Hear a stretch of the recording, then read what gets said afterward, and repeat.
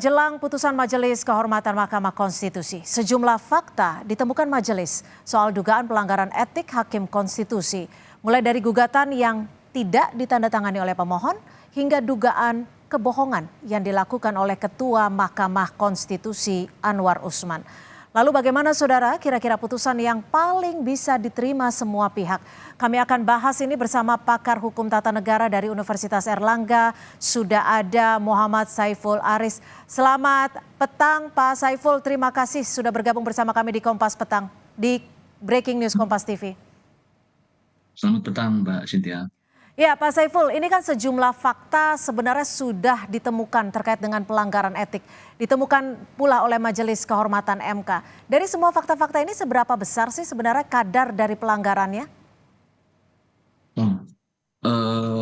Ada beberapa hal ya yang menarik dari putusan 90 itu yang selalu menjadi perhatian. Pertama aspek legal standing ya. Aspek legal standing itu menjadi satu hal yang menarik karena biasanya pada lazimnya aspek legal standing itu kan melihat tiga aspek.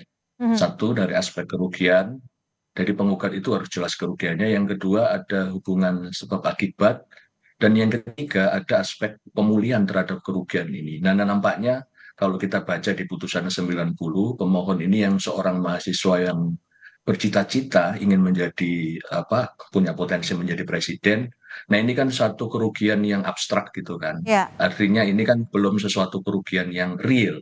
Padahal pada lazimnya beberapa putusan Mahkamah Konstitusi itu sangat ketat terhadap aspek legal standing. Ini aspek dari aspek formil ya sebelum masuk pada substansi. Nah, yang kedua pada aspek potensi terjadinya konflik kepentingan yang besar. Nah, ini kan sesuatu yang sangat bisa dilihat secara bersama-sama, ada potensi kepentingan di situ yang masyarakat bisa tahu. Nah, kemudian yang ketiga adalah kalau kita lihat di dalam pasal 6 ayat 2 Undang-Undang Dasar kita itu cukup jelas menyatakan ya, saya sebutkan pasalnya, syarat-syarat untuk menjadi presiden dan wakil presiden diatur lebih lanjut dengan undang-undang.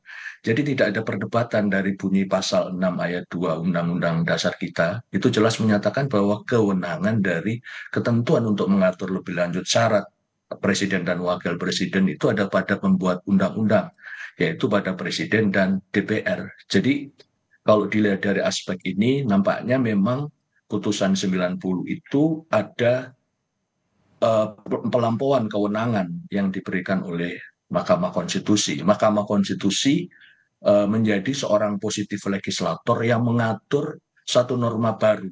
Nah, pada lazimnya penambahan norma baru itu bisa diterima kalau berkaitan satu, ada urgensi yang sangat luar biasa terhadap norma itu dan itu memengaruhi hajat hidup orang banyak. Nah, menjadi pertanyaan pada putusan penambahan norma baru ini dipertanyakan oleh publik, apa sih sebetulnya urgensi dan kepentingan besarnya untuk masyarakat. Itu Mbak Cynthia. Pak Saiful, kalau Anda menyebutkan tadi ada aspek di mana putusan perkara 90 ini ada kelampauan kewenangan, ada pula konflik kepentingan yang dinilai cukup besar. Lalu apakah ditambah lagi dengan fakta-fakta di sidang, lalu apakah poin-poin ini mampu memutus Hakim Konstitusi Anwar Usman untuk diberhentikan secara tidak hormat? Ya, saya melihatnya sih ada potensi demikian karena putusan ini dalam memberikan keputusan, seorang hakim itu pada lazimnya dia harus berpegang pada dua aspek penting. Satu adalah aspek integritas. Jadi memang integriti dalam memutuskan itu harus dilihat secara betul. Yang kemudian yang kedua, aspek imparsialitas. Jadi ketika memutus suatu perkara, hakim termasuk hakim Mahkamah Konstitusi, dia harus berpegang pada aturan hukum yang sudah ada. Jadi prinsip netralitas, ketidakberpihakan pada aspek sepenuhnya pada berpegang pada aturan yang sudah diatur, termasuk di dalam konstitusi itu harus dipegang teguh.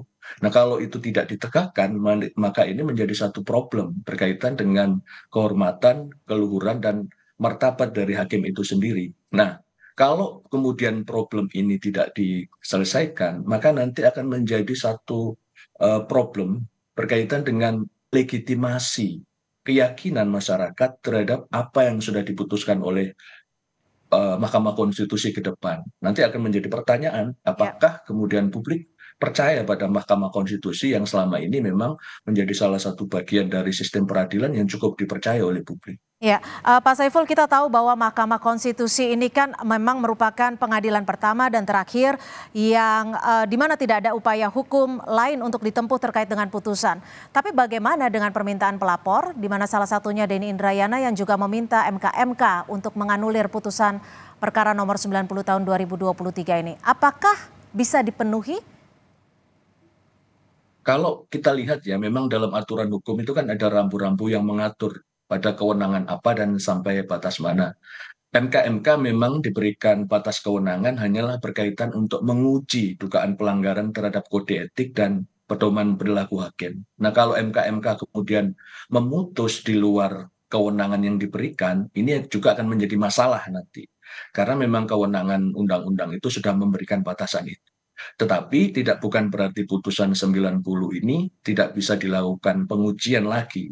Jadi kalau memang ada masyarakat yang menilai bahwa putusan 90 ini bermasalah, masih terbuka peluang untuk dilakukan pengujian ulang, tapi tidak melalui kewenangan MK itu, karena MK hanya fokus pada dugaan pelanggaran kode etik hakim.